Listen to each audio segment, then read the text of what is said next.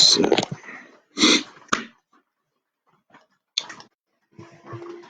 sweet. Hey team, I'm super excited to I'm super excited about today's conversation, just because I get to kind of nerd out a little bit.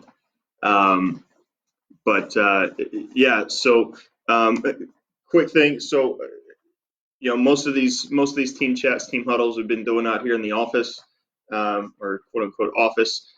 Super excited about the newest edition. If you haven't seen it or checked it out, uh, Sornex just created the new off-grid rack. Super sleek, super efficient. Already broken in. It was pretty simple to install as well. So that certainly made it an easy choice. But geez, talk about a space saver, man. It's in terms of in terms of today's discussion topic, knowing your numbers, right? Knew exactly how much space I was saving, how many inches, how many square feet that I was actually probably getting back once we put that in. So that's huge. I'm certainly looking forward to kind of experimenting with that. Um, but anyway, yeah, knowing your numbers. So it's obviously there's in terms of training and even competition. I mean, there's so many certain data points that you can look at. Obviously, today we'll try and focus more on the training side of it. But the idea for this really kind of stemmed off of a conversation I had recently with another, actually a couple of athletes, in terms of their fitness and their conditioning. One athlete made the comment that they were going out and kind of going on I guess you'd say aerobic runs or cardio runs, however you want to label it, and said that they were trying to build the base.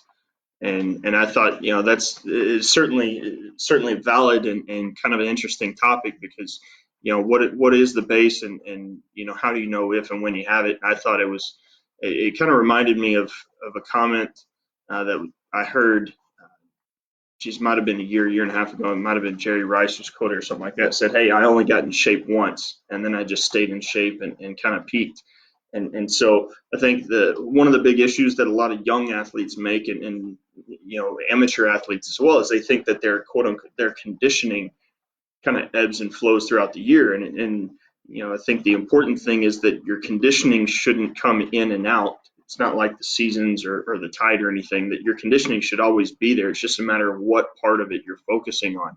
So that's in terms of knowing your numbers, that's probably the first important thing is what is your conditioning number, or what is your speed number, or whatever, those sorts of things, and then how are you adapting to it, right? So one of the more recent conversations was around running, and someone was using like your warm up and your quote unquote cool down as some added what they say, endurance or stamina.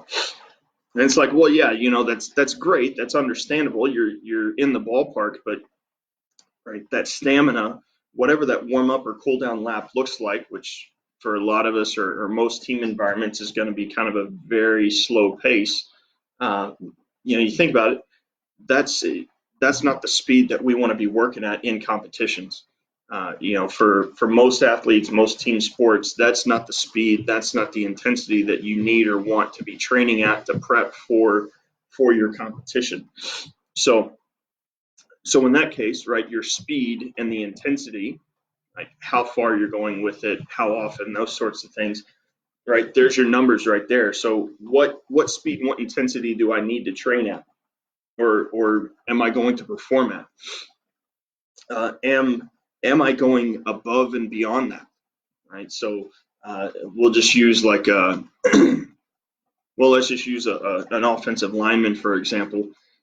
You know, draft coming up this weekend, I think it is. Obviously, missed out on the combine due to the outbreak and the quarantine and whatnot. Or I don't know, maybe it did happen. I've been kind of aloof to that stuff, but offensive linemen go out and they get tested in the 40-yard dash. Well, I would be very curious, and if somebody knows this, please share it with me. But throughout the lifespan, throughout the career of an offensive lineman in any level, high school football, or sorry, high school, college, even professional, how often is that offensive lineman ever going to reach 40 yards in their career, right? But yet that's the number that they look at. So for me, I'm sitting there kind of scratching my head, going, well, I don't care if you run a 5 or a 6 in the 40, because really as a lineman, all I really care about is that first step off the block, the 5 yards, maybe the 10 yards if it's a screen play or run play, or I don't know, option, whatever it might be. So therein lies kind of the numbers that you really need to watch and need to be aware of, right? Is where do I spend most of my time in competition, and then how do I replicate that in my training. And we've got a presentation coming out pretty soon that'll talk about running and conditioning, and looking at a lot of folks think, oh well, I went and ran, I ran 4 days this week. All right, well, what part of your running? Oh well, I just ran. Well, was it your acceleration? Did you focus on the first 10 yards? Well, I just ran 50-yard sprints. Okay, well, but if you're doing that and you're cruising after the 20-yard mark or something like that, then are you really getting that stimulus? You'd have probably been better off just probably going for a longer run and done better with it. But so this is GPS has been something that I've been working with for a while. I tell you what, you want to talk about mind blowing and eye opener. This type of stuff has been incredible, and like I said, really kind of evolved the level of thinking that I try and put into it, and more importantly, the efficiency that the athletes are able to put back into their training, eye opening in essence. And in terms of knowing your numbers, and of course, those of you who are familiar with it, that, I mean, these little things will spit out over hundreds of data points, and that's where I think a lot of folks kind of get caught up in it. Is they can look at those reports and those numbers and say, well, oh, that's awesome, I covered 7K in this game, I covered whatever. Yeah, and that's great, but I actually heard a presentation this morning talking about, well, as a team we covered more distance than they did. But yeah, the reason you covered more distance is because they had more possession and you were chasing your tail, covering for line breaks and everything else. So of course you should have been covering more than they were. They were working more efficiently than you were, and that's where you kind of have to have that analytical, that skeptical eye whenever you're looking at those numbers. Right? Don't just look at it and think bigger is always better. Bigger numbers, higher numbers is better than nothing. Think about the quality of it as well. Now, of course, I'm not saying that everybody has to go out and get them, right, or get their own GPS. If you have it, it's great. Again, it makes things much more accurate.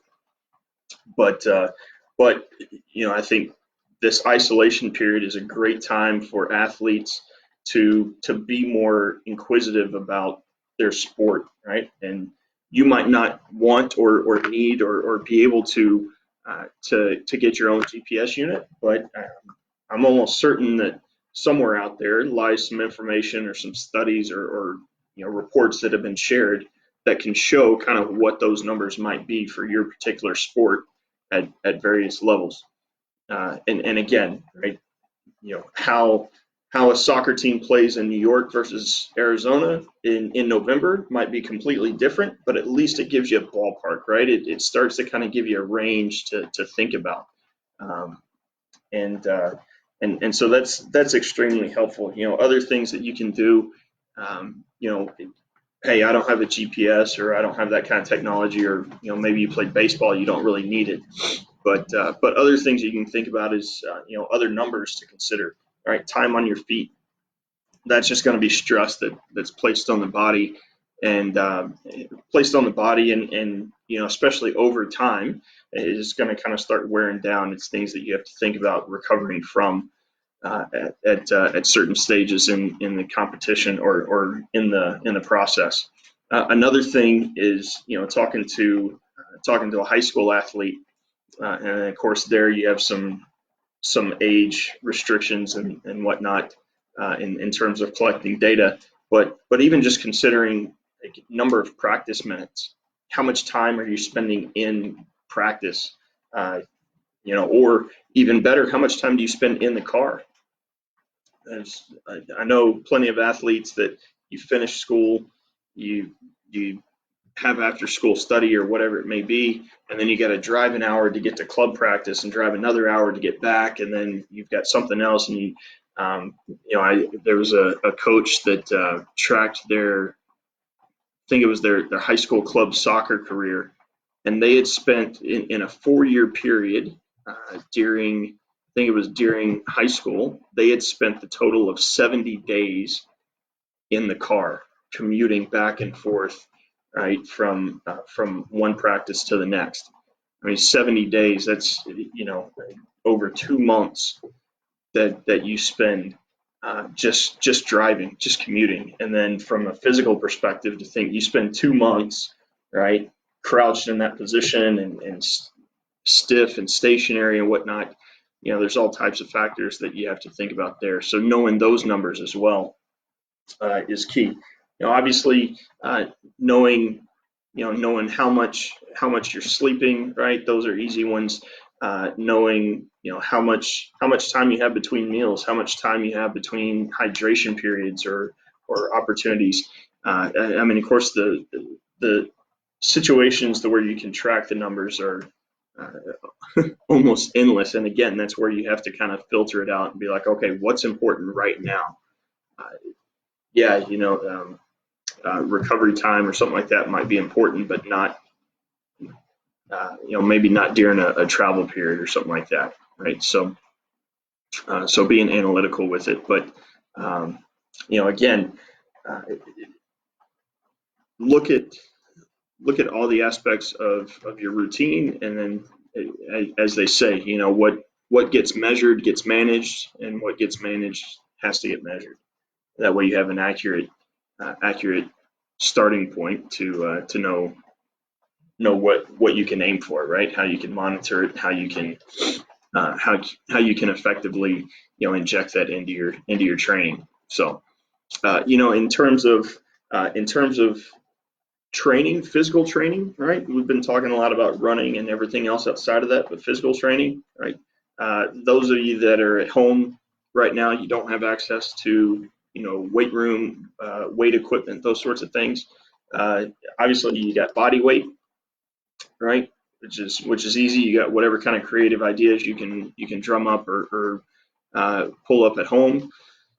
And the other thing to look at in terms of your at-home workouts is not just don't just look at the number of reps. Look at the number of minutes that your body is actually engaged, right? Or as they say in the business, time under tension. So good example of that is, let's say if you're doing push-ups, we'll just use an easy example, push-ups, and you're doing, sets of 10 or something like that. Well, it might take you, I don't know, it might take you what, 10, most people, some probably rep it out pretty quick. So you might get 8, 10, 12 seconds for a set of 10 push-ups. All right. Well, what if you slow it down a bit and you take, say, 5 seconds per rep, right? So now a set of 10 push-ups, now you go almost a minute. You're going 50 seconds for that same set. So you've, I don't know, whatever it would be, not quadrupled, but multiplied it by 5. That's a much different stress level, a much different experience that you're going to get, and much different outcome stimulus that you're going to get, in your muscles or whatever part of the body or movement that you're working on. TRX, yeah, that's an easy one. Thanks, Bruce. You can do the same thing with that, right? TRX, obviously, if you're doing incline stuff, especially like push-ups, things like that, right? It's going to be lesser intensity, lesser load, lesser weight. So again, time under tension, right? You don't want to just sit there and do push-ups for 1 minute, because now you can start getting into that overuse injury. You start getting that tennis elbow, or I don't know, whatever it would be for push-up elbow. Same thing with the shoulders. I've certainly noticed that as well as when I start kind of incorporating push-ups too much or too frequently. Certain parts of my shoulders start to kind of pinch or twinge a little bit. So slowing it down, right? Being real intentional with the timing and the sequence of that movement. Um, Again, it's not only going to make it more challenging, but it can also have an added benefits. I think there's some studies, and don't quote me on it, I can look them up, but some studies will show that by going slower and having more isometric movements, that that it is a little bit better, a little bit healthier for the ligaments and tendons, because they are under that stress and enduring that tension for a longer period of time. And great thing about TRX too is for a lot of novice, um, novice lifters or athletes. It's a huge aid in transitioning to single leg stuff as well, right? Especially if you don't have a box. So it helps you get into that pistol squat position and stay balanced and maintain that good shape as you're going through it. And then, of course, I mean, you can even go single leg inverted or single leg deadlift as you're kind of hinging at the hip. It's real helpful for that as well, especially if you kind of struggle with the balance as you get into that 90 or that hinge position. So again, right, knowing your numbers, it doesn't have to be in pounds or kilos or seconds or anything like that. It can be in reps. It can be in time and attention, total duration, that sort of stuff, right? The thing that's in maybe a little bit of a rant here, but the thing that's always frustrating is people that say that it takes them an hour to do a certain workout. Well, you look at it and they spend 3, 4, 5 minutes between sets or between exercises.